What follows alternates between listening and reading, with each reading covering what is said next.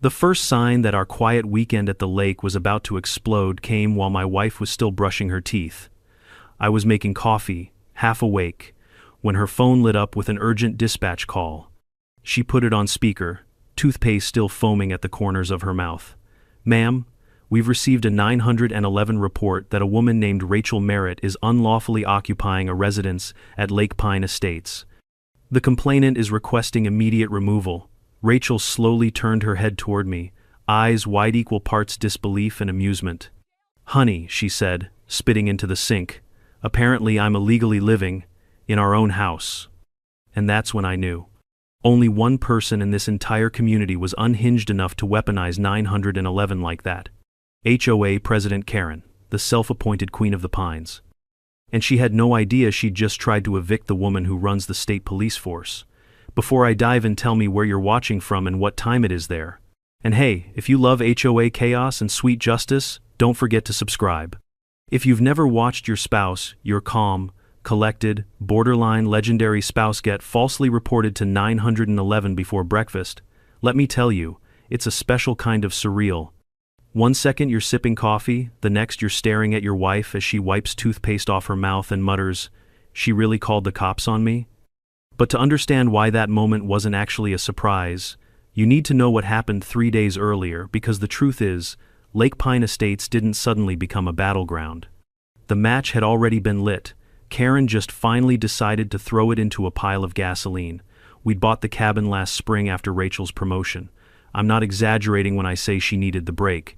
When you run an entire state police force, you collect more stress than a discount pressure cooker. She never complained, not out loud, but I could see it on the long nights she couldn't sleep, on the mornings she stared at her uniform like it weighed 100 pounds. So, when the paperwork cleared, we packed the truck with groceries, fishing gear, and enough promise of quiet to make up for months of chaos. Lake Pine was supposed to be our place of peace. Tall pines, cool air off the water, a dock big enough for 2 chairs, and no responsibilities. We drove up humming along to old country songs, ready to reset. We didn't even get the groceries inside before the trouble began. Rachel was unloading the bags, humming some tune she'd been stuck on all week, when the crunch of gravel made us both look up. A white Lexus eased itself into our driveway like it owned the place. The door opened, and out stepped the kind of woman you could smell before she spoke, perfume thick enough to stun wildlife, oversized sunglasses, and a knit sweater in a shade that practically screamed HOA budget surplus. Karen. She held a clipboard the way a swordsman holds a blade, like she'd been waiting for a fight. She didn't wave, didn't smile, didn't even nod. She marched straight past us and began walking the perimeter of our cabin, scribbling notes like an appraiser who'd already decided everything was wrong. Rachel tried to be friendly. "Hi there, can we help you?" Karen didn't stop writing. "We've had unauthorized activity on this parcel. Need to confirm your status. Are you renters?" Rachel set down the paper towels and wiped her hands on her jeans. "No, we own this place." Karen finally looked up, squinting like she'd just smelled a lie. "I don't recognize you." I stepped beside Rachel. "We were here last spring." "My name's Dean. This is my wife, Rachel." Karen's eyebrows climbed her forehead. "I'm the HOA president," she announced, as if we might kneel. "We require formal occupancy notices through the community portal. Did you submit one? Let me tell you something about that portal. It was a broken WordPress site built sometime during the Jurassic era. The login form crashed if you breathed too hard. The calendar plugin displayed random dates from 2018. Half the pages had titles like Draft Copy, 3, Final. This was the system Karen spoke of like it was NASA Mission Control. Rachel smiled politely. "We weren't informed that was required for owners." Karen clicked her pen aggressively. "Regardless, I don't see your name on the ownership record." That was the moment everything clicked. I purchased the cabin under my LLC because it made the tax situation cleaner, which meant my name was on the title, not Rachel's. Not because she wasn't my partner in everything, it was just one of those bureaucratic choices that made sense on paper. But to Karen, it was ammunition. Her lips curled into something between a smirk and a snarl. She produced a slip of paper printed in God Help Us, Comic Sans. "This is a warning. You must vacate until your residency can be verified." Rachel took the slip, gave it a single glance, and handed it back. "No thanks. I don't take orders from you." Karen looked genuinely offended that the sun hadn't darkened in response. From that moment on, she declared war. The next morning, our yard violated the natural debris limit, which apparently meant 3 pine cones had fallen in the night. Then came the note taped to the door about excessive porch occupancy, which was just Rachel drinking coffee on the porch swing. I wish I were joking. She actually invented the term. She probably copyrighted it. The masterpiece, however, arrived 2 days later. A formal complaint accusing Rachel of unauthorized cohabitation, taped to our mailbox with packing tape and sealed with what, I swear, looked like a lipstick imprint. Rachel read it aloud in a deadpan voice. To whom it may concern, the unidentified female on premises must depart within 48 hours or face removal via local enforcement. I burst out laughing. Rachel didn't. This woman won't stop, she said quietly. She's going to push until she feels powerful. She was right. Karen wasn't the type to back down. She wasn't even the type to reflect. She was the type to double down until she either got her way or set something on fire, metaphorically or otherwise. By the morning Karen finally made the 911 call, we were more amused than shocked. Annoyed, sure, but surprised? Not even close. What we didn't know then, standing in our cabin kitchen, looking at each other over a cup of coffee and a phone call dripping with rookie terror, was just how far Karen was willing to go, or how spectacularly her little crusade would backfire. Because she wasn't trying to evict just anyone. She was trying to evict Commander Rachel Merritt, head of the entire state police force, woman with a direct line to the governor and more legal firepower in her phone than the HOA had in its entire archive. Karen had poked a dragon, and she had no idea the firestorm that was about to roll straight toward her.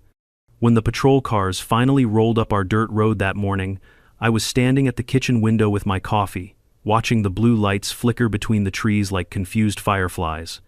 The officers stepped out slowly, as if approaching a suspicious raccoon rather than a supposed home intruder. One read from a notepad he clearly didn't trust.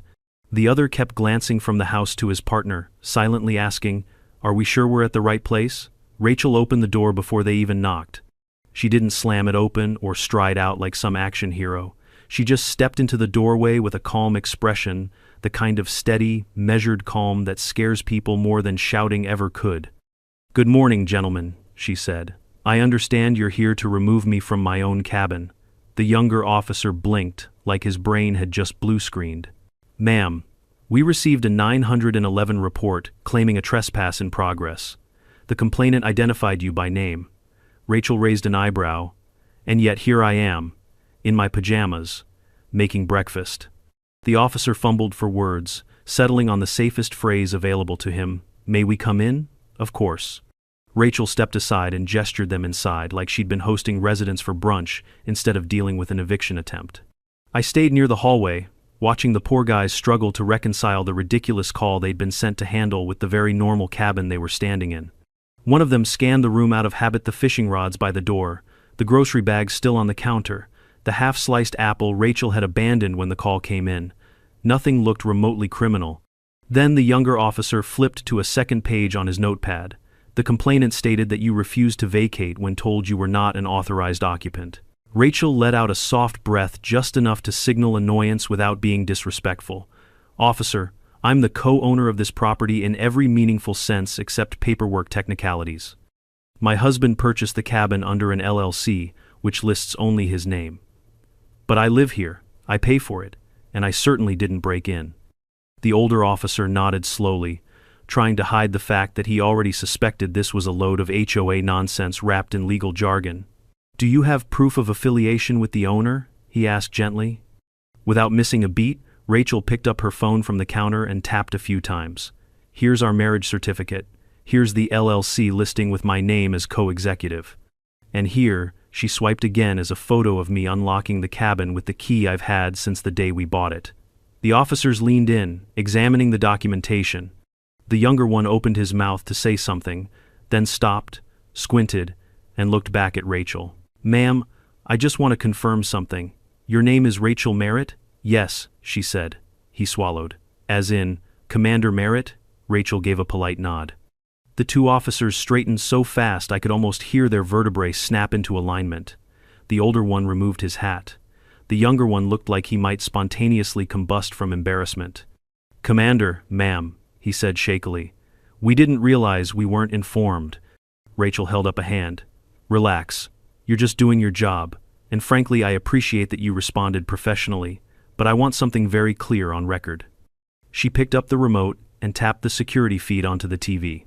Grainy footage appeared, Karen creeping around our cabin 2 days earlier, photographing our recycling bin like she was gathering intel for a garbage-based sting operation. Then another clip, Karen with a tape measure, stretching it across our firewood stack while mumbling to herself, and another her, stepping onto the porch uninvited, seemingly measuring the distance between the welcome mat and the door frame. If Karen ever turned to crime, she'd have one hell of a head start on the surveillance skills. The older officer let out a long sigh. "That's trespassing," Rachel nodded. "And harassment. And misuse of emergency services if she called 911 claiming I was an intruder." "That's exactly what she did," the younger one admitted. "She said you were refusing to leave the property." Rachel crossed her arms. "I was refusing to leave my breakfast." The officers looked at each other, silently agreeing they'd been dragged into a circus. The older one finally said, "Commander, if you want to file charges—" "Not yet," Rachel interrupted, "but I do want a formal log of every call made to dispatch involving this residence from this point forward." "Of course," he said quickly, pulling out a form. As they filled it out, I watched Rachel. Not angry, not shaken, just coldly focused, like someone beginning to assemble a puzzle while already knowing exactly how it ends. When the officers left, they apologized 3 separate times. The younger one even asked if we wanted extra patrols, which Rachel politely declined. "I don't need protection," she said. "I need documentation." After they stepped off the porch, I closed the door behind them and leaned against it. "Well," I said, "that went better than expected." Rachel gave a humorless little smile. "Karen thinks this is a power struggle between her and a woman she believes doesn't belong here. She doesn't understand that she just put herself on a collision course with actual law." I nodded, but my stomach tightened. Because the 911 call wasn't the end, it was the beginning. That evening, long after the officers were gone and the sun dipped behind the pines, I sat with Rachel on the porch. The sky was cooling into that soft blue that only Lake Town seemed to master. The water was calm. The cicadas were humming. Everything looked peaceful, but Rachel wasn't looking at the lake. She was staring at the road. "She's coming," she murmured. And she was right. Around 8 p.m., Karen's Lexus crawled past the house. Not stopping, not waving, just watching, evaluating. The way a hawk watches a mouse hole before it strikes. I caught a glimpse of her face behind the tinted window-tight jaw, narrowed eyes, lips pressed into a line that could slice stone. Rachel didn't move. She didn't even blink. "She's trying to gauge whether she scared me," she said softly. "She wants to know if calling 911 rattled me." "Did it?" I asked. Rachel shook her head. "No, but it told me something important." "What's that?" "She's escalating. And she won't stop until something burns." I exhaled slowly. "Then what do we do?" Rachel finally turned to me, the porch light catching in her eyes like a spark. "We let her escalate," she said. "We let her climb as high as she wants." "Why?" "So she can fall from a height she'll never recover from." A chill ran through Menno. Fear, not dread, but that quiet, electric feeling you get when you realize someone has already seen 10 steps ahead. Because this wasn't just a petty HOA dispute anymore. This was a woman with no power trying to challenge a woman who carried the full force of the law behind her. A woman who dismantled drug rings, exposed corrupt judges, held the entire state's law enforcement chain in the palm of her hand. And Karen? Karen had a clipboard. It was never going to be a fair fight. If you've ever lived under an HOA, you already know this truth. Once a Karen feels embarrassed, she doesn't retreat, she reloads. And the morning after the 911 fiasco, I saw just how quickly embarrassment could turn into a full-scale crusade. The day started normal enough. I was frying eggs. Rachel was finishing her morning run, her hair still damp with mist from the lake when she stepped onto the porch. But the peace didn't last. At exactly 9:17 a.m., Karen's Lexus slithered past our cabin again, slower this time. Not the usual patrolling for imagined infractions speed, no, this was a reconnaissance crawl. The kind of drive someone does when they're building a story in their head. I stood at the window with my coffee. Second pass this morning. Rachel didn't even look surprised. She's checking if the police hauled me away last night. She really thought you'd be gone? She hoped fear would do what her fake authority couldn't. Rachel walked inside, grabbed her phone, and scrolled with the kind of sharp, precise focus that tells you she's not just reading, she's assembling evidence in her mind, slotting each piece into a mental folder labeled leverage. A second later, she held the screen out to me. It was an email. Subject line in all caps. Unauthorized occupant remains on property. Urgent action required. Sent by Karen to the entire HOA board, time-stamped 7:03 a.m. Didn't take her long, Rachel murmured. The email was a masterpiece of delusion. Karen claimed Rachel had verbally threatened her, refused to grant mandatory HOA inspections, and evaded rule enforcement. She'd even attached a blurry screenshot Rachel jogging past a pine tree captioned with a red arrow and the word loitering written in what looked like Comic Sans again. I burst out laughing. Loitering? On the road we pay taxes for? Rachel didn't smile. She's serious. And the more she loses face, the more dangerous she becomes. She wasn't wrong. By noon, a new email hit our inbox. This one wasn't from Karen.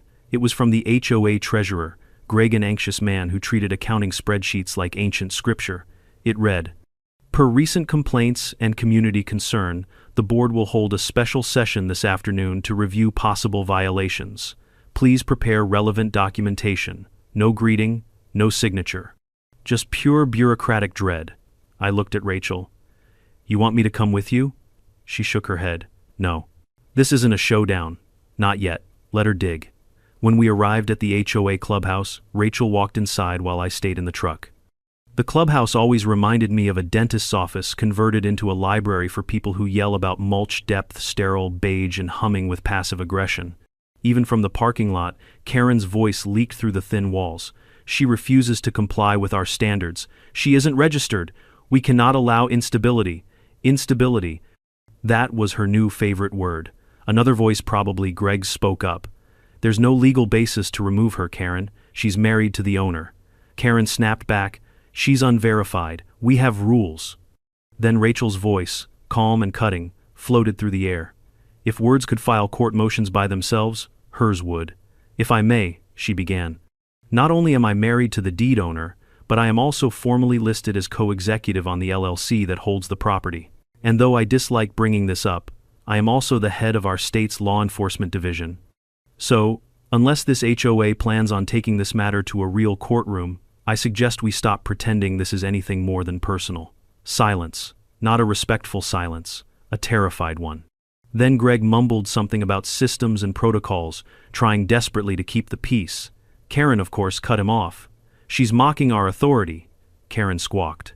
Rachel's voice turned sharp enough to shave the paint off the clubhouse walls. "Karen, the only reason this hasn't gone legal is because I assumed you were capable of stopping before you embarrassed yourself further. But you've continued to escalate. You've misused HOA procedures. You've attempted to weaponize legal processes to remove a lawfully present resident based on your own bias." Stillness. Even the air held its breath. And then footsteps. The door opened, and Rachel walked back to the truck without a word. She slid into the passenger seat and buckled up, staring straight ahead. "How'd it go?" I asked. She exhaled through her nose. "They're afraid of her. Too afraid to vote, too afraid to stop her. They postponed the issue." Postponed? They want more documentation. In reality, she looked out the windshield. They're giving her rope. You think she'll hang herself with it? Rachel shook her head. "No. She'll try to drag me with her when she jumps." She wasn't exaggerating. That evening, while we sat on the porch, watching the sun dip behind the ridge, my phone buzzed. It was the insurance company. Someone anonymous, of course, had reported our cabin as an illegal rental property, a violation that could spike our premiums. "This woman," I muttered, rubbing my forehead. Rachel didn't react. She forwarded them the documentation instantly, and calmly, too calmly. That's how I knew she was angry. Rachel's anger was never loud, it was organized. The next morning, another notice arrived, this time from county zoning, demanding a septic inspection due to a noise complaint tied to possible misuse of utilities. Karen wasn't just throwing pebbles anymore. She was throwing bricks, and then she crossed the line. Saturday night, Rachel and I drove back from dinner in town. It was one of those quiet drives, windows cracked, pine air drifting through the truck. When we turned onto our road, everything looked normal, until we reached the cabin. Rachel froze. The front door was open, just a little, a hairline crack, just enough to feel intentional. She rushed forward. I followed, heart pounding. Inside, nothing was stolen, nothing was smashed. But someone had definitely been there. A framed photo of us face down, a drawer, the one where Rachel kept her off-duty badge pulled halfway open, a coat draped awkwardly over a chair instead of its hook. It wasn't a robbery. It was a message. Rachel pulled out her phone and spoke in a voice so measured it gave me chills. Activate incident report. Code red. Intrusion with civil escalation suspected. Secure location immediately. Her phone chirped acknowledgement. Then she turned to me. She crossed the line. The next morning didn't bring police sirens or apologies from the HOA. It brought a drone. A small black quadcopter hovered outside our second-floor window, staring at us with its tiny blinking red eye. Its buzzing filled the whole cabin, an insect made of malice. I pushed the curtain aside slowly. It tilted toward me like it recognized my face. Rachel didn't flinch. She sat at the dining table with her coffee, reviewing footage from the previous night's break-in, like an attorney prepping a case. "We've got a new visitor," I said. She replied, taking a sip. "She's documenting us." "No, she's baiting us," I frowned. "You think she wants you to confront her? Give her something to use?"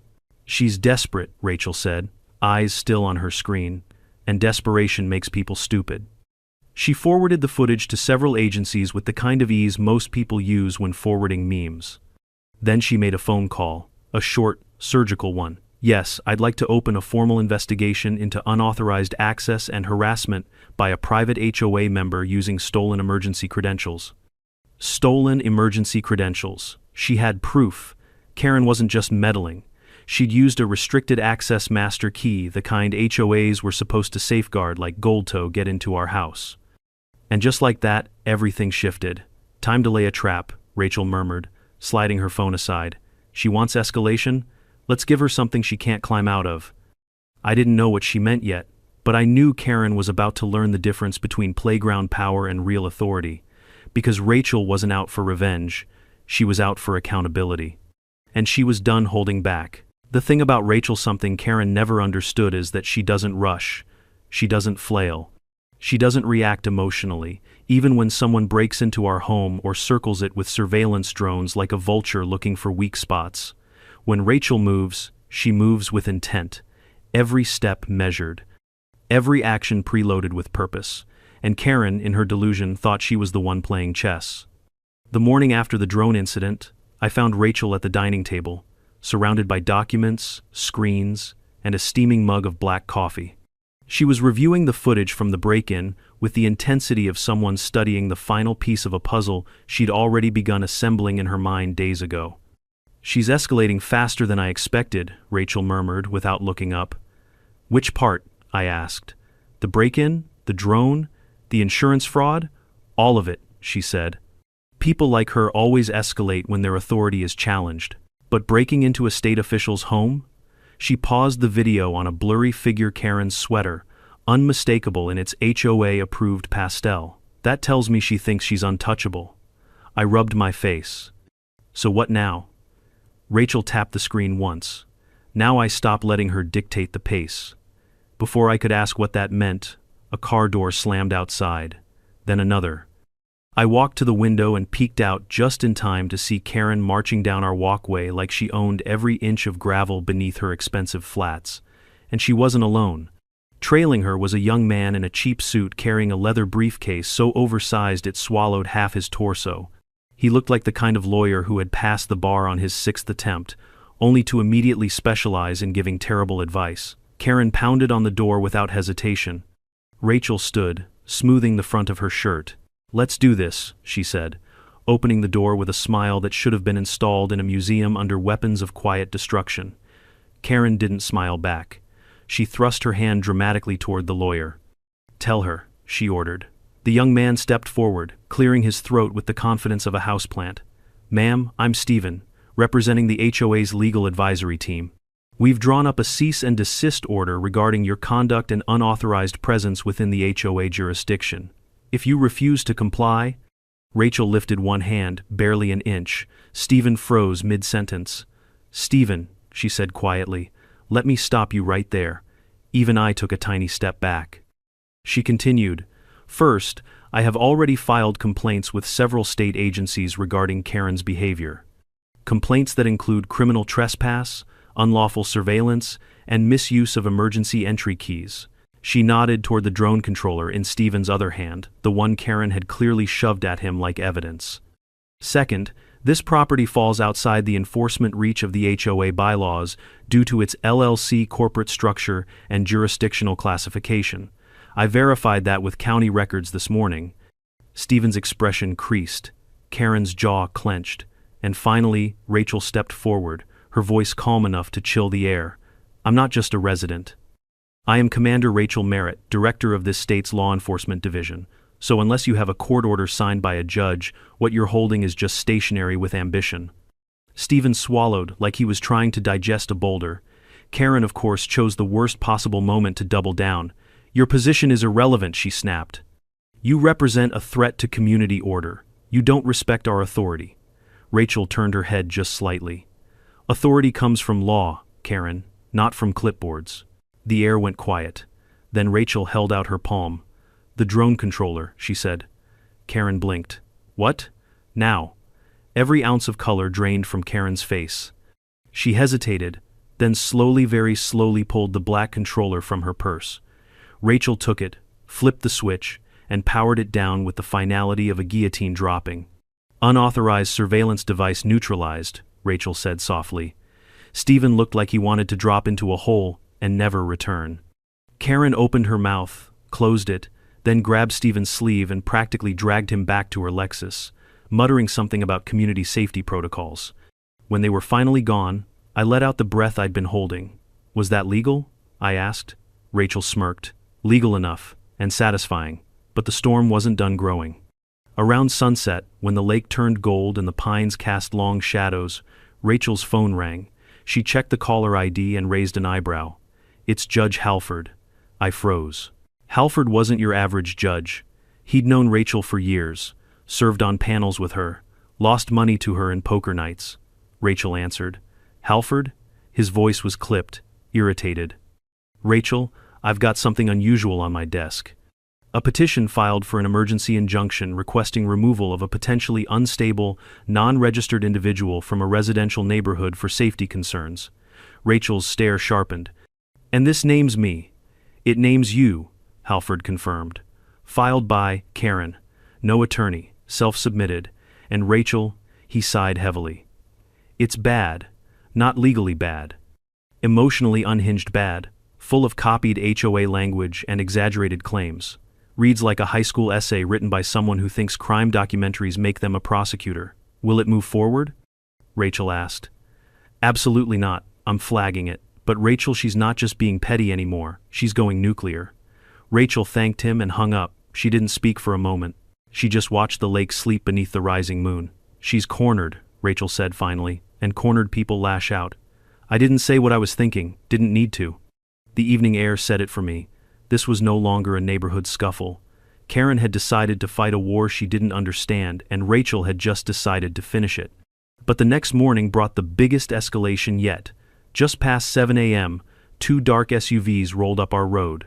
Sleek, quiet, marked with the insignia of the State Ethics and Law Review Divisiona group that didn't show up unless someone had messed up on a governmental scale.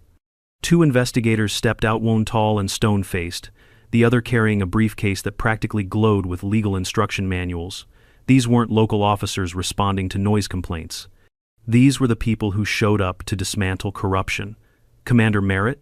The tall one asked. Rachel stepped forward. Yes. We're initiating a formal inquiry into community leadership abuse, false filings, and possible misuse of enforcement powers by a member of your neighborhood HOA. He handed Rachel a document. We'd like to interview you and your husband. We'll also be issuing a notice to the HOA board later today. My jaw nearly hit the porch. Karen wanted to escalate? Congratulations. She'd just invited the Department of Doom. Rachel scanned the documents. Thank you. I'll cooperate fully. The investigators nodded and left. I stared at Rachel. So, this is happening. She finally smiled, but not the amused smile from earlier days. This one was colder, sharper. A smile that said she had just stopped holding back. "Yes," she said. "It is." An hour later, 6 emails from panicked HOA board members flooded our inbox. 3 apologized for premature actions. 2 asked for clarification. O'Night had to be Karen's closest ally, insisted Rachel had misled the investigators. Rachel ignored every one of them. Instead, she stood, stretched her shoulders like she was gearing up for a marathon, and said, "Time to let the system do what it should have done from the start." The next days would reveal just how deeply Karen had tangled herself in her own web and how Rachel would pull every thread until the whole thing collapsed. But in that moment, standing on our porch under the rising sun, watching black SUVs disappear into the trees, I realized something important. Karen wasn't fighting Rachel anymore. She was fighting the truth. And the truth had a badge, a title, and an entire state behind her. The thing about sudden peace is that it never really means peace. Sometimes it's just the air holding its breath before the next storm cracks the sky open, and for the next 24 hours, Lake Pine Estates held its breath. Rachel and I spent the morning answering investigator questions, timeline reviews, document verification, copies of security footage. The state ethics team worked like machines, cross-checking everything Rachel handed them with their own databases. By lunch, they already had a working picture of what had happened. By dinner, they had enough to issue a preliminary finding of probable misconduct by HOA leadership. Karen didn't know it yet, but her empire of pettiness was already smoldering. But if Rachel was ice, Karen was gasoline. And gasoline reacts badly when it feels cornered. That night, around 8 p.m., Rachel and I stepped onto the porch with mugs of tea, hoping for a rare minute of calm. The lake reflected the moon like polished steel. The pines were whispering in the breeze. For a moment, it almost felt like the cabin had returned to what it was supposed to be: quiet, safe, ours. Then we saw the Lexus. It was parked half a block down, engine running, headlights off, pointed directly at our home like a predator watching prey. Karen sat inside, phone pressed to her ear, face lit by its glow, the kind of tight, strained expression someone wears when they're scrambling for an escape route. "She's planning something," Rachel murmured, barely above a whisper. "More complaints?" I asked. Rachel shook her head. "Not complaints. Strategy." I watched Karen's SUV for another moment. "You were right. I usually am," she replied, taking a sip of tea. "Next time she won't call local police. She'll try to escalate to something bigger." I glanced sideways. "So what do we do?" "We let her," Rachel said. "The higher she climbs, the harder she falls." Her voice didn't carry anger, just certainty. But I could feel it in the air, the tension kneading the breeze, the silence holding itself too straight, like the whole forest was bracing, and it didn't take long. By the next morning, Karen had activated a new tactic: bureaucracy warfare. We woke to an inbox full of HOA board emails. Karen had drafted a complaint accusing Rachel of refusing inspection, intimidating the HOA president, violating occupancy codes, and my personal favorite, creating a hostile environmental presence. I think she meant environment, but the typo somehow made it worse. The board, terrified of being caught ignoring her, again, scheduled yet another emergency session. Rachel didn't even sigh. "She's trying to bury me in paperwork." I skimmed the email. "Is that possible? For normal people? Yes. For me?" Rachel gave a dry smile. "Not a chance." She attended the meeting alone again. This time I offered to come twice. She refused twice. "She wants to isolate me," Rachel said. "Let her think she has." I watched her walk into the clubhouse, the same beige, soul-sucking building where they held potlucks and petty grievances, with equal seriousness, and I waited. From the truck, I could hear the muffled chaos. Karen's voice rose like a siren. She ignored the required occupancy check. She refused to let me into the property. She displayed aggression. Someone cut her off. The treasurer, maybe. We saw no aggression. Karen snapped. "She's not registered." Then silence. A long one. Rachel's voice broke it, soft, calm, precise. "Not only am I registered with the Secretary of State as co-executive of the LLC that owns the property," she said, "but I also manage the operational budget for the law enforcement department that responds to your calls." A stunned pause followed. Then Rachel continued, voice sharp as winter. And if this HOA continues to misuse procedure to target lawful residents based on personal bias, I will file a state investigation into procedural abuse before dinner. You could hear a mouse cry in that room. When Rachel emerged 20 minutes later, her expression was unreadable. She walked back to the truck, slid in, and buckled up. "Well?" I asked. "They're terrified of her," she said. "They postponed everything again." "Postponed? They want additional documentation." Rachel snorted softly. "In HOA language that means, we're scared to confront Karen, so we'll let her keep going until someone else stops her." "Which means," I pressed.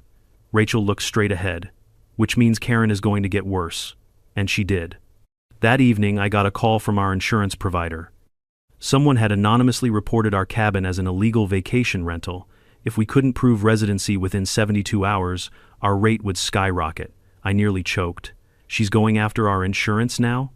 Rachel handled it calmly, forwarding documents before the representative even finished speaking, but I could see it in her shoulders, the toll of constant harassment, even on someone as steady as Rachel. It didn't end there. The next day, zoning inspectors emailed. A noise complaint tied to possible septic malfunction had triggered a review request. Karen wasn't just poking at us, she was weaponizing every system she could reach. But Karen's biggest mistake came that weekend. We returned from dinner in town just after dark. Rachel stepped onto the porch first, keys in hand, and stopped. The door was open, barely, a sliver. Like someone hadn't closed it properly or wanted it to look that way. Rachel rushed inside. I followed, heart pounding. Nothing was stolen, but everything was wrong. A framed photo of us face down. A kitchen drawer pulled halfway open, the drawer with her off-duty badge disturbed. It wasn't burglary, it was messaging. Rachel didn't speak. She just lifted her phone, tapped once, and said, "Activate incident report, code red. Intrusion, civil escalation suspected." Her voice was cold steel. Then she turned to me. She crossed the line. The next morning, retaliation arrived in the form of a drone. It hovered 6 feet from our second-floor window, camera blinking red, recording everything with malicious curiosity. I yanked the curtain aside. The drone tilted its lens toward me like an eye widening in interest. Rachel didn't even look up. "She's documenting us," I told her. "No, she's baiting." "Baiting what?" "An emotional reaction." Rachel's voice was smooth but tight. "If she gets footage of me yelling or reacting aggressively, she'll use it to justify another call." I stared at the drone. "She's that strategic?" "No," Rachel said. "She's desperate, and desperation mimics strategy." Rachel calmly forwarded the home intrusion footage to 3 different oversight boards, then picked up her phone again. "Yes," she said when someone answered. "I'd like to open a formal investigation into unauthorized use of HOA emergency keys and harassment by a board member." She wasn't angry, she wasn't frustrated, she was deliberate. It was like watching someone assemble a missile. By noon, Rachel had filed 6 separate complaints, each tied to a statute, each attached with evidence, each written like a courtroom brief. "Let's see how she likes playing offense," Rachel said, when she's suddenly the defendant. As if summoned by those words, Karen appeared again an hour later, this time, with a lawyer who looked like he had been born nervous. What happened on that porch would change everything. But even then, even as Karen marched toward us with her legal fledgling clutching a cease and desist letter, I realized something. Karen wasn't trying to enforce rules. She was trying to survive the consequences of her own madness. And Rachel? Rachel was about to let the consequences catch up. Karen may have arrived with some flimsy piece of paper clutched in her sweaty hand, but she strutted up our porch like she'd just served us an eviction notice from the Supreme Court. Her lawyer, if you could call him, that looked like he'd been hired from a discount aisle. Nervous, pale, gripping his briefcase like it contained the last crumbs of his dignity. Karen didn't wait to be invited. She marched right up and jabbed a finger toward Rachel. "This is her," she declared triumphantly to the trembling young man beside her. The woman impersonating a resident, refusing board inspection, threatening leadership. "Tell her what the consequences are." He cleared his throat like a man preparing to drown. "Ma'am, I'm Stephen, representing the HOA's advisory legal team. We've prepared a cease and desist order regarding your conduct and unauthorized presence within this jurisdiction. If you fail to comply..." Rachel raised her hand, not high, not threatening, just a small gesture. Stephen froze mid-sentence. "Stephen," she said gently, "do you know who I am?" His eyes darted to Karen, who nodded with the frantic enthusiasm of someone trying to telepathically transmit lies. "She's a non-compliant resident," Karen hissed. Rachel ignored her. "I'm Commander Rachel Merritt, Director of the State Police Force. I oversee statewide law enforcement operations. And whether you realize it or not, you are about 30 seconds from becoming a footnote in a disciplinary report." Stephen's eyes widened so far I thought they might roll off the porch. He instantly stepped back as though distance could protect him from the damage already done. "But Karen?" Karen doubled down. "Her title doesn't matter," she snapped. "This is a community. I am the president of this HOA, and she is a threat to the integrity of this neighborhood." Rachel turned, slowly, like a storm shifting its gaze. "A threat, Karen? The only person creating danger here is the one stalking residents, breaking into homes, and flying drones outside bedroom windows." "I did no such thing," Karen sputtered. Rachel tapped her phone. The video played instantly, the drone hovering, recording. Then the footage from the night before the door ajar, the rummaged drawers, and finally, the earlier clips of Karen measuring our firewood, photographing our trash, wandering across our porch with a tape measure like she was preparing for a forensic analysis of pine needles. Stephen whispered, "Oh no," under his breath. "Give me the drone controller," Rachel said. Karen blinked, as if she'd just been asked for one of her kidneys. "Excuse me?" "The controller," Rachel repeated. "Now." Karen looked like she might explode. But she must have sensed the ground shifting beneath her, because she reached into her oversized Persith, kind only HOA royalty carry and slowly produced the small black controller. Her hands trembled as she placed it in Rachel's palm. Rachel powered it off with a soft click. "Unauthorized surveillance device neutralized," she said calmly. Karen's face turned a fascinating shade somewhere between panic and fury. She spun around and marched back to her SUV so stiffly she looked like a malfunctioning animatronic. Stephen trailed behind, whispering frantic apologies into the air. When they finally sped off, gravel spraying like confetti at a funeral, I turned to Rachel. "Was any of that legal?" She sipped her coffee. "Legal enough," she said with a shrug. "Besides, the law tends to sympathize with the people who weren't flying espionage drones at dawn." But the universe wasn't done delivering surprises. That same evening, as Rachel washed dishes and I pretended to organize mail, her phone buzzed again. She dried her hands on a towel, glanced at the caller ID, and muttered, "Of course." It was Judge Halford, she answered. "Evening, Halford." His voice came through tight and clipped, like a man already exhausted by what he had in front of him. "Rachel, are you sitting down?" "I'm standing," she replied. "Well, brace yourself. I just received an emergency injunction request. It requests the removal of a potentially unstable individual from a residential community." Rachel raised an eyebrow. "Unstable?" "It names you," Halford confirmed. "Filed pro se by a woman named," he shuffled papers, "Karen Pinebrook." Rachel closed her eyes. "Of course it does. This filing is, Rachel, it's absurd. A combination of plagiarized legal terms, fabricated HOA regulations, and paragraphs that read like someone dictated them while pacing in a rage. I'm rejecting it immediately, but you should know your HOA president is escalating." Rachel thanked him, hung up, and stared out the cabin window for a long moment. The trees swayed gently under the moonlight, but everything felt unnaturally still. "She's not trying to win anymore," Rachel finally said. "She's trying to survive." "What does that mean?" I asked. "It means she's burning every bridge she has left." And she was right, because the next morning delivered consequences that even Karen couldn't outrun. 2 black SUVs rolled down our road in quiet formation, the kind of vehicles that don't need sirens to announce authority. These belonged to the State Ethics and Law Review Division, and they didn't show up unless someone's misconduct had crossed from petty to dangerous. 2 investigators stepped out, crisp suits, unblinking professionalism. "Commander Merritt," the taller one said. Rachel met them on the porch. "Yes?" "We're initiating a formal inquiry into allegations of community leadership abuse, false legal filings, and misuse of emergency service protocols." He handed Rachel a document. "We'd like to interview you and your husband. A notice will be issued to the HOA board today." I've never seen Rachel smile like that. Not smug, not triumphant, just calm, certain, justified. "Of course," she said, We'll cooperate fully. And just like that, the crack in Karen's throne became a canyon. News spreads faster than wildfire in HOA territories. By noon, the entire board was in meltdown, sending frantic emails. We had no idea the situation was this severe, please advise. We want to cooperate fully. Should we suspend Karen? Please understand we never supported her actions. All lies, every last one, but desperation makes cowards poetic. Karen, meanwhile, sent a single email. This is a misunderstanding. I will resolve it personally. Rachel read it and laughed, not mockingly, just knowingly.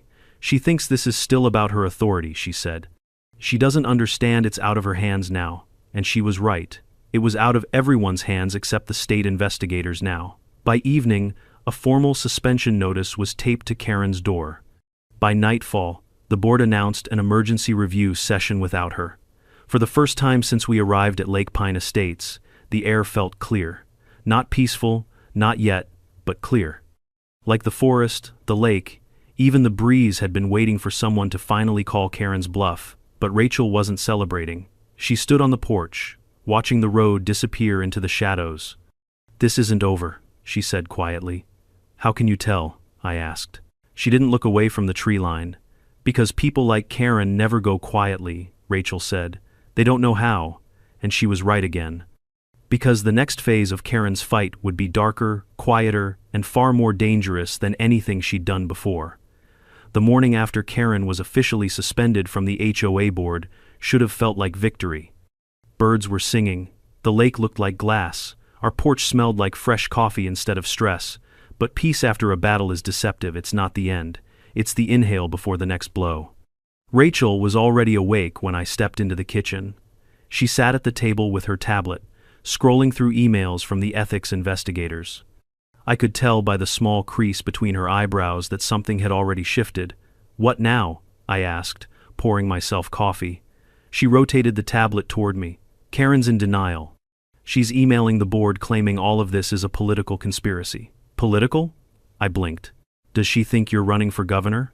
She thinks everything that challenges her authority is part of a plot, Rachel said, and she's not stopping just because she got suspended. She was right because by noon, the retaliation began. It started subtly. A package was left at our mailbox. No return address, no postage, no carrier label. Just a plain brown box with our cabin's number scribbled in red ink that made my skin crawl. Inside was a bird feeder, an empty one, with a tiny folded note tucked underneath it. You might have won the board, but you don't control me. I'm everywhere. I handed it to Rachel like it was radioactive. She studied the handwriting calmly. She's testing boundaries, seeing if she can scare us off balance. But with bird feeders? It's symbolic, Rachel said. Karen thinks she's subtle. I wanted to laugh, but the air in the cabin felt heavier than humor could cut through. We didn't have to wait long for the next package. Then, the next. Within 3 days, 10 parcels had arrived. Gardening gloves, a hose nozzle, a half-bent wind chime, a packet of seeds, all useless, all untraceable, all intentionally unsettling. But package number 10, that one changed everything. It looked identical to the others. Same sloppy handwriting, same suspicious lack of postage. But when Rachel opened it, she froze. Inside was a cheap notebook. Inside the notebook were pages of printed accusation, emails, fabricated spreadsheets showing fake financial crimes, false allegations of tax evasion, and screenshots from unknown accounts. At the end of the packet was a single page.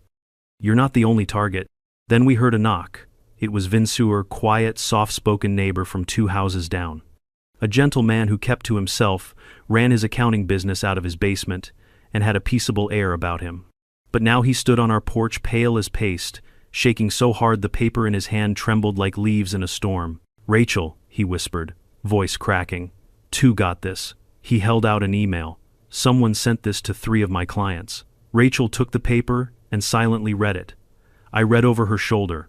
It was a detailed accusation claiming Vince had been embezzling funds and falsifying tax documents. It included fake spreadsheets obvious to anyone who knew accounting, but terrifying to his clients. She's expanding, Rachel murmured, trying to destabilize the people around us. Why me? Vince choked. What did I do? Rachel put a hand on his shoulder. You exist. That's all it takes for people like her. She's trying to isolate us, make others fearful, turn everything into chaos. Vince swallowed hard. What do I do? You report it, Rachel said. Now. Within minutes, she was on the phone with the state cybercrimes unit. I had never seen a man look so relieved to simply not be alone, but I also saw the fear in his eyes. Because no matter what Rachel was doing to stop Karen, there was damage being done along the way. It wasn't just an HOA problem anymore. It was a contagion. That night, Rachel sat at the table staring at her files, her laptop, the evidence, the mountain of harassment she was slowly assembling into a legal weapon. The only light in the cabin came from the screens. You're quiet, I said softly. She didn't look up. She's shifting tactics. How so? She's not hiding behind bylaws anymore, Rachel said. She's gone feral. She's using fear now. Fear spreads faster than rules. I sat across from her. How do you fight someone who hides in the shadows? Rachel finally looked at me, eyes glinting with that familiar, steady fire. You take away the shadows. The next afternoon she did exactly that. She called for a meeting, not an HOA meeting, not a vote, not a formal process, a gathering, at the old boat dock. Just neighbors, no titles, no agendas, no committees. Word spread fast. 20 people came. They brought folding chairs and thermoses, whispering in clusters until Rachel stepped up onto the old dock steps. She didn't shout. She didn't accuse. She didn't perform. She simply spoke the truth. Calmly, plainly, thoroughly, she laid out everything Karen had done, not just to us, but to others. The false complaints, the intimidation, the break-in, the drone, the fake financial accusations targeting Vince, the misuse of emergency access keys, the 911 call, the attempts to weaponize county systems. She did not embellish, she did not dramatize. She just laid out the facts until the truth itself felt like a force pressing down on everyone present. You could hear a pin drop. Then Rachel said something I will never forget. It's not enough to remove someone from power, she said, scanning each face. We have to replace them with people who won't become the same thing. This community doesn't need enforcers. It needs guardians, protectors, people who look out for one another instead of policing one another. The question isn't who leads next. The question is, who will make sure no one like Karen ever rises again? Silence. Then heads nodding. Then voices agreeing. Then voices rising, not in anger, but in unity. It was the first time the community had truly seen the bigger picture, the rot under the rules, the cracks in the system Karen had exploited. By the next morning, a petition was circulating, not to punish Karen, not to exile her, but to dismantle the entire HOA leadership structure and rebuild it from the ground up with legal oversight, term limits, transparent rules, an ethics committee, and a community-first approach. 70 signatures came in the first day. The vote was scheduled for Monday. Karen didn't show, but everyone knew she was watching. The vote passed by a landslide. Every board member except Greg resigned immediately. A new charter drafting committee was established that same evening. Rachel was asked to chair it. She declined. I'm not here to lead, she said. I'm here to prevent. And she meant it. For the first time since the nightmare began, the community felt light. People laughed again. Kids rode bikes. Vince stopped shaking. Linda, the neighbor with binoculars, used them for bird watching instead of spying. The air smelled like pine instead of tension. But peace is deceptive. Because the next morning before dawn, an envelope appeared in our mailbox. White, thin, no return address. The handwriting on the front tried to look neat. Failed miserably. It slanted like someone writing in anger. Rachel opened it. Inside was a single typed line. I never left. The handwriting on the envelope? Same red ink as the bird feeder note. Rachel didn't speak. She just slid the letter into a plastic evidence sleeve and went straight to her office. Within 10 minutes she had made 2 phone calls, one to reopen the state harassment case, the other to check statewide filings for alterations in HOA registrations. What she found made my stomach twist. 20 minutes from Lake Pine Estates, a new homeowners group had been submitted for HOA status. A 9-home development, tiny, newly built. It had 1 registered agent. Cassandra R. Keene. Karen's full name was Karen Cassandra Pinebrook. She'd changed the order, adjusted 1 name, used the middle initial. She wasn't trying to escape, she was trying to start over. somewhere else, somewhere new, somewhere she thought she could rise again. And at that moment, watching Rachel read the filing, I realized something chilling. Karen didn't need to be president to cause damage. She just needed a place to build a throne. When Rachel found the filing for the new homeowners group, the tiny 9-home development tucked 20 minutes from us, she didn't slam her laptop shut. She didn't curse. She didn't even blink. She just stared at the name, Cassandra R. Keene, a recycled identity, a rearranged signature, a loophole masquerading as reinvention. "Karen," she murmured, voice flat as stone, "you clever, desperate little tyrant." I leaned over her shoulder. "She's starting a new HOA?" "No," Rachel said. "She's trying to start a new kingdom." "What do we do?" Rachel clicked her pen once, just once. It was the sound she made when she transitioned from thinking to strategizing. And if Karen had been anywhere near that cabin at that moment, she would have felt the temperature drop. "We make sure she never gets the crown again." She gathered her files, her tablet, and the evidence binder she'd meticulously built, the one that now weighed as much metaphorically as it did physically. "Come on," she said, "we're taking a drive." The sun was sinking by the time we reached the new development.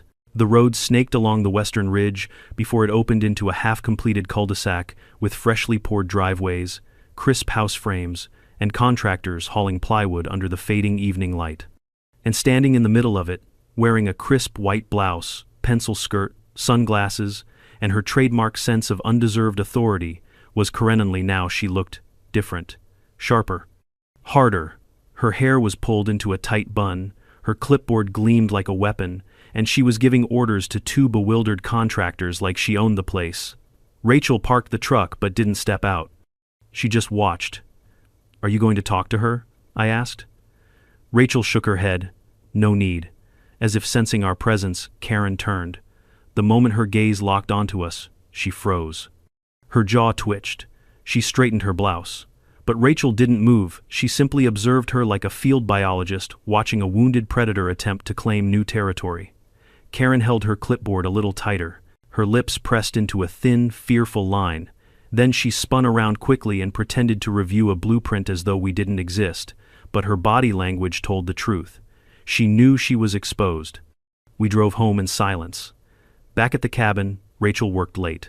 She filed an injunction request, not to destroy the new homeowners group, not to punish Karen, not to take revenge, but to review Karen's application under fraud prevention protocols tied to her misconduct from Lake Pine Estates. "If she wants a throne," Rachel said, sliding documents into neat stacks, "she can try to build one, but she's not bringing her poison to anyone else." The next few days unfolded like watching a chessboard when one player doesn't realize the game is already over. The state's advisory panel cross-referenced Karen's filings. Her real name and her new name matched enough for suspicion. Her previous misconduct was officially documented. And finally, the system Rachel had helped fortify did the work for her. A statewide advisory was issued. Any individual found guilty of abuse of power in neighborhood governance will be flagged for review under any subsequent leadership filings, including those submitted under modified names or alternative legal identities. Karen's new HOA application was placed under immediate audit. Her funding froze, her title transfers halted, her leadership eligibility suspended indefinitely. She didn't know Rachel was behind it. She would just feel the world tighten around her again. The morning the audit notice arrived, Rachel didn't smile. She just nodded. Good. The system works when someone forces it to. Life at Lake Pine Estates began to settle. The new board formed. Real oversight returned. People stopped whispering. The air smelled like pine instead of stress. And for the first time in weeks, things felt almost normal. Neighbors waved again. Kids played on the gravel road. Vince started baking bread like nothing had ever happened. Even Linda's binoculars were pointed at actual birds. Rachel stepped back from the spotlight entirely. She declined every leadership role, told everyone she wasn't there to build power, only to prevent it. She helped draft clearer bylaws. She helped set term limits. She added clauses about emergency access keys, privacy rules, and penalties for abuse of power. And over time, the cabin felt alive again. But trauma doesn't vanish. It leaks. It lingers. And one ordinary afternoon, months later, that lingering fear resurfaced. I went out to grab the Mila simple habit that no longer made my stomach twist. Bills, a grocery flyer, a circular, a random coupon. Nothing strange. Then I saw it. A small white envelope, no stamp, no return address, just our address, handwritten in that same slanted, angry script. My stomach tightened. I handed it to Rachel without a word. She opened it with surgical calm. Inside was a single-page photocopy of a court document. It was the final denial of Karen's petition to regain eligibility for community leadership positions. At the bottom of the page was a bold line: "Due to verified misconduct, the applicant shall remain permanently barred from neighborhood governance roles under current statute." No note, no threat, no signature, just evidence of a door closing forever. Rachel read it once, folded it neatly, slipped it into the back of her file drawer, the drawer she hoped never to open again. I watched her closely. "How do you feel?" She exhaled slowly, not triumphant, not victorious, just clean, like we removed something toxic before it spread. We sat on the dock later that night, legs dangling over the lake's edge. The moonlight shimmered across the ripples. Crickets sang. A cool wind brushed past us, not carrying threat, just quiet. Rachel leaned against me, her shoulders eased. "She won't try again?" I asked. Rachel shook her head. "Not here. Not anywhere. Systems can be fixed. People who live on power alone can't." Silence settled comfortably between us. Then she added, "She thought she was fighting a law, a rule, a title. But she wasn't. She was fighting consequences. And those don't disappear just because you run somewhere new." For the first time in months, I believed it. For the first time in months, she wasn't ready for battle. She was ready for peace. The lake reflected the stars like a promise. And somewhere far away, Karen was finally learning that power built on fear always collapses under truth. For a while, life eased into something that almost felt normal. Not the fragile pretend normal you cling to during a storm, but the real kind. The kind that settles into your bones late at night when the only sounds are crickets, wind, and the soft creak of porch boards beneath your feet. Rachel and I rebuilt our routines piece by piece. Coffee on the porch, walks by the lake, dinner without checking windows, nights without reviewing footage, mornings without bracing for chaos. It felt like we'd reclaimed something, not just our home, but our breath. But the thing about living through someone like Karen is that you don't ever truly forget. Trauma is stubborn. It lives in memory like a shadow in your periphery. You don't always see it, but you feel when it moves. You anticipate its shape, its weight, its return, and sometimes it returns in ways you never expect. It started with the smallest thing, a smell. Pine resin.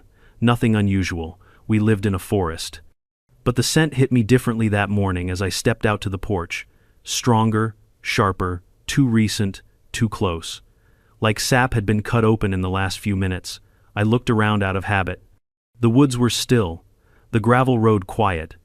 Inside, Rachel was on a video call with the new HOA charter team, calmly explaining why reasonable rule enforcement should never include surveillance drones or master keys copied in back rooms. She sounded steady strong, but the trauma lingered beneath her voice like a quiet ghost. I stood outside longer than I meant to, breathing in that resin scent. My instincts prickled. Not fear, not panic, just awareness. I had learned to trust that feeling. When Rachel finished her call, she joined me on the porch. "You're quiet," she said. "Do you smell that?" She inhaled. "Pine. What about it? It's fresh." She gave me a small smile. "We live in a forest." "Yeah, but..." The sound cut me off. A single twig snapping somewhere in the tree line. Rachel's head turned instantly toward the sound, her posture shifting from relaxed wife to commander in less than a second. She listened. Measured. Calculated. Another twig snapped closer. We both stared toward the trees, waiting for a figure to emerge. No one did. Rachel exhaled slowly. "Probably a deer." "Probably," I echoed, though my gut tensed with that old instinct something was off. We went inside. The day unfolded quietly, too quietly. The kind of quiet that presses against your ribs. By late afternoon, Rachel had settled into her office, reviewing the updated HOA draft. I cooked dinner. We ate together on the porch while the sun dipped through the trees. It was peaceful, almost soothing. Then, just as I stood to take our plates inside, Rachel froze. "Do you hear that?" she whispered. At first I heard nothing, then very faintly footsteps on gravel, slow, cautious, approaching our cabin from the road, not the woods. a direction rarely used by neighbors. Rachel stood and stepped toward the porch railing, listening with absolute focus. When she finally saw the person emerge around the bend, her posture eased but only slightly. It wasn't Karen. It was Greg, the HOA treasurer, the only board member who hadn't fled during the collapse. He held a clipboard against his chest, but he didn't walk like someone bringing paperwork. He walked like someone carrying regret. He stopped at the bottom of our porch steps. "Evening," he called gently. Rachel stepped forward. "Greg, everything all right?" He nodded hesitantly. "Yes and no. I hoped we could talk." Rachel motioned for him to come up. He shook his head. "I'll stay down here. This is more apologizing than asking." Rachel crossed her arms. I stood behind her. Greg swallowed and began. "We failed you," he said simply. "We failed this community. We let Karen run wild because we were afraid to confront her, afraid of her retaliation, afraid of the noise she created." Rachel's expression didn't soften. It didn't harden either. She just listened. Greg continued, voice trembling. "I came tonight because I've been reviewing old records. Karen filed dozens of complaints against residents. False ones, manipulated ones. She targeted people quietly, subtle for years." He shook his head. "We didn't see it, or we didn't want to." Rachel spoke quietly. "Fear protects abusers. Silence feeds them." Greg nodded. "We see that now. And we want your help. We want to rebuild. Properly this time. Legally. Safely. Fairly. Without power hoarding or intimidation. Could you help us right it? Help us make sure someone like her never rises again?" Rachel didn't answer immediately. She studied Greg, weighed him, judged the sincerity in his eyes. She sighed softly. "I'll help," she said, "but only as an advisor. I won't lead. I won't chair committees. I won't be the enforcer. That's not my role." Greg nodded gratefully. "That's more than enough." When he left, Rachel sat beside me on the porch steps. "You trust him?" I asked. "I trust his guilt," she said, "and guilt can be a powerful motivator to build something better." But the night wasn't done. An hour after Greg left, long after the sun disappeared, we got another knock. A gentle one. Hesitant. It was Vince, looking nervous, wringing his hands. "Rachel? Sorry to bother you this late." Rachel stood. "Vince, what's wrong?" He held out his phone. "I got another email." Rachel took it, read it. Her jaw tightened. It was an anonymous message claiming Vince had reported neighbors for HOA violations, including made-up infractions involving pets, fences, and noise. It was designed to turn neighbors against him, to isolate him. "She's still going?" I whispered. Rachel shook her head. "This isn't Karen." I blinked. "Who else would?" Rachel pointed to a line in the email, a formatting style, a phrase, a pattern. "This is sloppy." "Karen isn't sloppy. This is someone imitating her because they want her power vacuum filled. Someone who wants authority without accountability." Vince's face drained. "There's more than one?" Rachel didn't sugarcoat it. "Power attracts the wrong people." Vince looked like he might faint. Rachel steadied him with a hand on his shoulder. "No one is replacing her. Not on my watch." She documented the emails, forwarded them, filed another harassment report. Then she walked Vince home herself, returning 20 minutes later with that familiar calm steel in her eyes. "She tried to replicate herself," Rachel murmured when she sat back down, "or someone tried to replicate her style. Either way, this is exactly why systems matter." I nodded slowly. "Think Karen knows about this copycat?" Rachel inhaled deeply. "She's too focused on rebuilding her own empire, but she'll hear eventually." "Then what?" Rachel looked toward the tree line, the shadows deepening into black. "Then," she said softly, "we make sure she finally fades." The next week was a blur of rebuilding. Rachel helped structure the new HOA charter term limits, transparent complaint systems, mandatory multi-signature authorization for inspections, required oversight from a legal consultant. Not an empire. A framework, a safety net, a firewall. She also met privately with the ethics investigators, providing additional evidence linking Karen's attempted re-entry under a modified name to her previous misconduct. They were already drafting statewide revisions for HOA governance requirements, revisions Rachel herself had quietly inspired. It wasn't revenge, it was prevention. A month passed, the air cleared. The lake settled, the fears slowly dissolved. And then, one quiet morning, a letter arrived, not from Karen, not anonymous, not threatening. It was from the State Licensing Commission.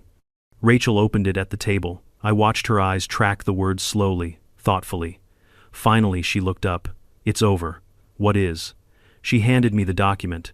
It declared officially, permanent, that Karen Pinebrook, under any legal variation of her name, was banned from holding any position of authority in any HOA, co-op, neighborhood committee, community compliance team, or governance role statewide.